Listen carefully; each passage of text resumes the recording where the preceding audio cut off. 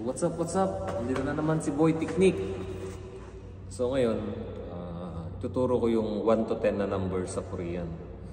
Dalawa yon, yung Sino and native Korean numbers.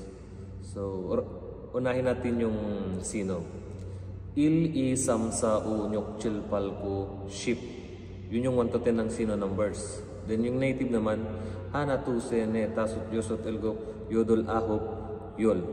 So ito, kailangan mong i-memorize kasi lalabas at lalabas to sa exam. So ang technique na ituturo ko sa'yo, dapat ma-memorize mo yung number na yon. Dahil sa exam, magbibigay sila ng example na bilang, for example, 5 lapis.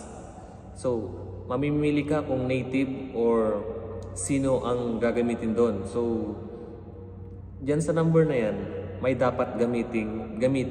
It's either native or sino. So dapat kailangan mong ma-memorize talaga yung number na yun kung ano yung gagamitin. And at the same time, kapag na-master mo na yung number na yan, 1 to 10 lang 1 to 10. Native and sino, kailangan mong i-memorize yan. Isunod mo yung counting unit. Kasi sa exam, doon tayo nalilito sa counting unit kung ano yung gagamitin.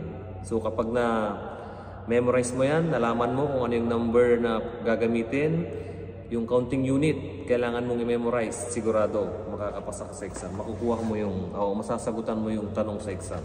Sure yan.